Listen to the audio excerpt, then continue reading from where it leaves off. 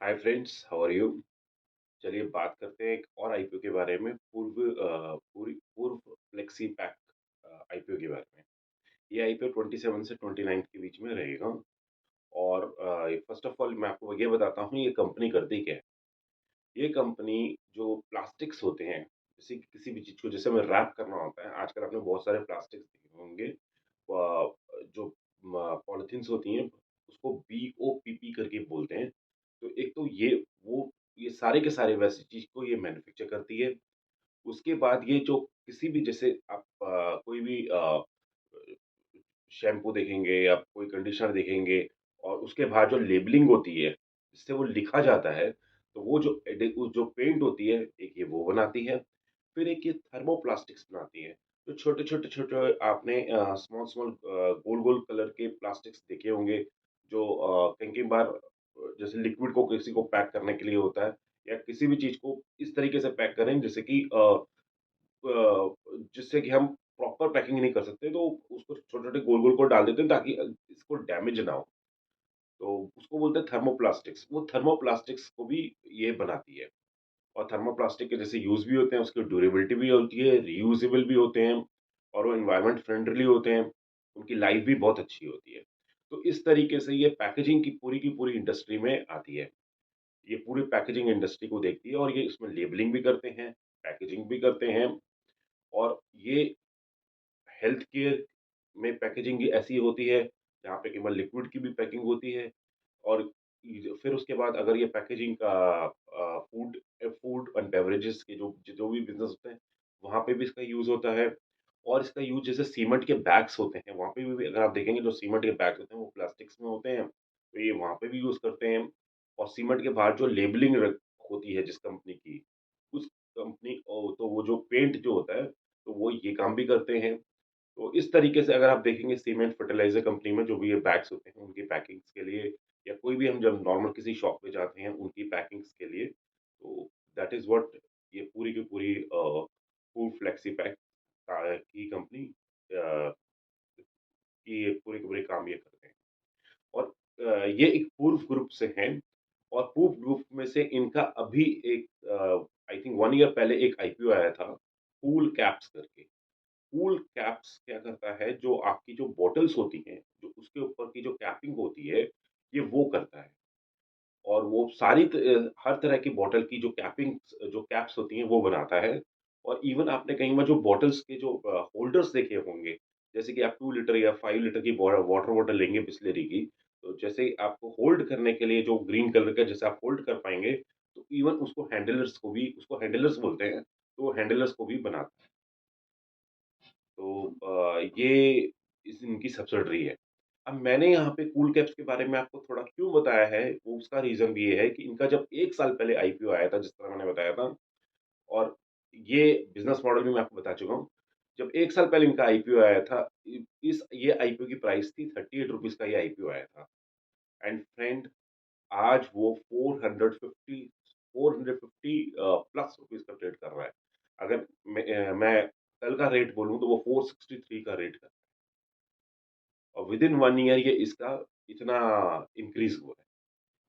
इसका market cap जब ये आया था तो इसका मार्केट कैप था 44 करोड़ रुपीज़ और अब इसका मार्केट कैप इस कूल कैप्स का आप देखेंगे तो 523 करोड़ रुपीज़ का है। तो ये इनके ग्रुप को इसमें काफ़ी पैकेजिंग इंडस्ट्री में काफ़ी वैल्यूएबल जो मार्केट है वो काफ़ी अच्छी तरह से वैल्यू करती है। तो just I wanted to mention that also. और इनकी जो पूरी पैकेजिंग है, जिस तरह मैंने आपको अब तो आपको ये भी बता दिया कि कूल कैप में जो बॉटल्स करते हैं बाहर और बाहर आप देखेंगे तो हर तरह की पैकिंग कर रहे हैं। तो ये जो इकोसिस्टम ये प्रोवाइड कर रहे हैं, इसके कारण इनकी जो डिमांड है वो डोमेस्टिक मार्केट्स में भी है और इंटरनेशनल मार्केट में भी है। और जिस तरह इनके अगर जो कस्टमर्स हैं जैसे फूड एंड बेवरेजेस के या मेडिकल हेल्थ केयर के, cement, fertilisers and all that, ये जितने अच्छी तरह ग्रो करेंगे, उनकी इनकी इतनी डिमांड्स इनकी भी ज़्यादा ही। तो ये आईपीओ भी जो मार्केट को लगता है कि ये भी आईपीओ इसी तरह से कूल कैप्स की तरह से ही एक अच्छा आईपीओ हो भी सकता है। अब ज़रा मैं इस आईपीओ के बारे में भी आपको बता देता हूँ। ये आईपीओ आ रहा है 27 से 29 के बीच में और इसकी लिस्टिंग होगी मार्च में। ये एसएमई का आईपीओ है, एसएमई आईपीओ है।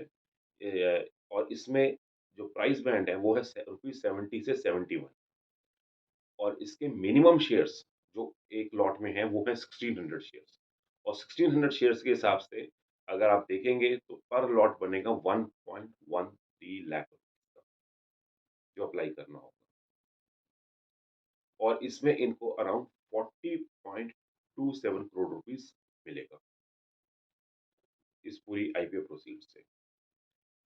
ये जो 40.27 करोड़ रुपीस जो इनको मिलेगा, उसमें से 19.87 करोड़ रुपीस या ये यूज़ करेंगे अपने जो डेट्स हैं उसको पेमेंट के लिए और 20 करोड़ रुपीस यूज़ करेंगे ये वर्किंग कैपिटल के लिए और बैलेंस ये जनरल कॉर्पोरेट पर्पस के लिए, अपने डिस्ट्रीब्यूशन चैनल्स को बढ़ाने के लिए और अपनी सेल्स को बढ़ाने के लिए ये और जो अपने जनरल कॉर्पोरेट पर्पस है उसके लिए यूटिलाइज़ कर सकते हैं। तो ये पूरा का पूरा आईपीओ था और ये इनकी आईपीओ डिटेल्स थी और ये इनके आईपीओ के प्रोसीडिंग्स के बारे में भी था। इन्होंने उस अभी थोड़े समय ही पहले जो प्री आईपीओ लॉन्च किया था, प्री आईपीओ प्लेसमेंट करी थी, उसमें इनको 41 इन्वेस्टर्स मिले थे, जहाँ पे इन्होंने अराउंड 852 लैक्स रुपीस लिए थे और उन्होंने भी 71 रुपीस के हिसाब से ही शेयर्स जो है वो 41 इन्वेस्टर्स को अलॉट किए थे और मैं देख रहा था कि वो 41 इन्वेस्टर्स जो हैं वो काफ़ी इंडिविजुअल्स नेम थे इस कंपनी के और इसकी जो मैन्युफैक्चरिंग प्लांट्स हैं वो 4 मैन्युफैक्चरिंग प्लांट हैं और एक और वेयरहाउस भी है और इनकी जो वेयरहाउस है वो काफ़ी मॉडर्न है और वहाँ पे ताकि आपको अगर किसी को भी इन्वेंटरी की कितनी रखनी है कस्टमर के हिसाब से और ना ज़्यादा हो ना कम हो, it all helps into that also. तो वो काफ़ी मॉडर्न वे से इन्होंने जो अपनी इन्वेंटरी मैनेजमेंट करी हुई है which is a very good sign ताकि इनकी इन्वेंटरी बिल्कुल कस्टमर के हिसाब से ही रहती है, ना ज़्यादा ना कम। तो एक चीज़ एक ये पॉइंट भी है और दूसरा एक मैं आपको बताता हूँ कि इनके अराउंड 28 एम्प्लॉइज़ हैं और इनकी जो एंकर बुक है, वो 10.17 करोड़ की है, जो कि फुल्ली की फुल सब्सक्राइब हो चुकी है। और अगर इनके फाइनेंशियल्स की बात करें, तो वो 137 करोड़ की इनकी सेल्स थी फाइनेंशियल 21 में और ये फाइनेंशियल 23 में 341 करोड़ रुपीज़ की हो चुकी है। और अगर उसी तरह से इनके प्रॉफिट भी देखें, तो वो अराउंड 5 करोड़ थे फाइनेंशियल 21 पे, जो कि 8.6 करोड़ हुए हैं। तो अगर आप देखेंगे इनके द प्रॉफिट और सेल्स अच्छी तरह से ग्रो हुई हैं लास्ट 3 इयर्स में। यू कैन से कि वो 30% कैगार के हिसाब से ग्रो हुई हैं। और अगर मैं 6 मंथ्स की बात करूँ अप्रैल 23 से सितंबर 23 के बीच में, तो इनकी सेल्स अराउंड 137 करोड़ थी और जो इनके प्रॉफिट थे 6 मंथ्स के वो अराउंड 4.3 करोड़ के इनके प्रॉफिट थे। और इसी तरह से अगर हम इनके वैल्यूएशंस के बारे में बात करें, तो जो इनकी अर्निंग शेयर पर शेयर थी फाइनेंशियल 23 में, वो ₹5 की थी, ₹5.30 की थी, जो कि रिड्यूस हुई है लास्ट 6 मंथ्स में क्योंकि इनकी परफॉर्मेंस थोड़ी-सी आप बोल सकते हैं कि एक स्टेबल भी है और थोड़ी-सी इनकी परफॉर्मेंस रिड्यूस हुई थी, तो वो 4.3 की हो चुकी है। और अगर आप इनकी पीई के हिसाब से देखेंगे, तो ये पहले 13 की पीई पे थे, फाइनेंशियल 23 के हिसाब से जो इनकी पी थी वो 13 की थी और जो लास्ट 6 मंथ्स के हिसाब से पी है वो 17 की है। हाउएवर इनके जो कॉम्पिटिटर्स हैं, जो इन्होंने डिक्लेयर किए हैं, वो साहब पॉलीमर्स करके हैं। सेम थिंग वो भी पैकेजिंग इंडस्ट्री में हैं और वो उनकी पीई 245 की है और उनकी सेल्स ऑफ कोर्स पूर्वी फ्लेक्सी पैक से काफ़ी कम है। तो ये इनके कंपैरिज़न के बारे में भी था और अगर मैं इनके कस्टमर्स के बारे में बात करूँ, तो इनके कस्टमर्स काफ़ी स्ट्रॉन्ग कस्टमर्स हैं। जैसे कि बिसलेरी है, पतंजलि है, आईआरसीटीसी है, they have got a very creamy customers और इनकी जो रिटर्न ऑन इक्विटी और रिटर्न ऑन नेट वर्थ्स हैं, वो सब कुछ 10 परसेंटेज प्लस पर है और इनकी अगर डेट की बात करें, तो वो भी अराउंड इस समय उनका डेट तो है और वो 70 करोड़ रुपीज़ का डेट है और इसकी डेट टू इक्विटी रेशियो 1.8 के करीब है। हाउएवर जिस तरीके से इन्होंने बताया है कि ये 19.87 रुपीज़ ये डेट पे ये करेंगे, तो फिर उसके बाद इनकी जो डेट इक्विटी रेशियो है, वो डेफ़िनेटली यहाँ से थोड़ी-सी रीज़नेबली इम्प्रूव होगी और वो और सेम थिंग उसमें जो इंटरेस्ट बचेगा, उसके कारण जो इन कंपनी के आने वाले टाइम पे इसके मार्जिन्स भी अच्छे होंगे। और अगर हम इनके फाइनेंशियल्स के बारे में थोड़ा-सा और देखेंगे, जो इनकी वर्किंग कैपिटल साइकिल है, वो काफ़ी अच्छी तरह से रिड्यूस हुई है। पहले 178 की थी, अभी अराउंड 92 की है। सेम वे इनका जो डेटर्स रेशियो है, डेटर्स के जो डेज़ हैं, मतलब जो उन्हें पैसा में अपने डेटर से मिलता था, वो भी रिड्यूस हुआ है। तो ओवरऑल कि अगर देखेंगे फाइनेंशियल्स के हिसाब से ये काफ़ी बेटर है और कंपनी अगर इसी तरह से अपर ब्रांड पे जो कंपनी जो लिस्ट होगी, वो होगी 149 करोड़ की कंपनी लिस्ट होगी। अगर ये 71 रुपीज़ के हिसाब से अपर ब्रांड पे ये पूरे के पूरे इसके शेयर्स इश्यू होते हैं तो। और अगर हम अगर हम अब हम बात करते हैं ग्रे मार्केट प्राइस के बारे में। ग्रे मार्केट प्राइस इसका जब स्टार्टिंग हुआ था तब ये अराउंड 80 था, जो कि अब 125 तक पहुँच चुका है।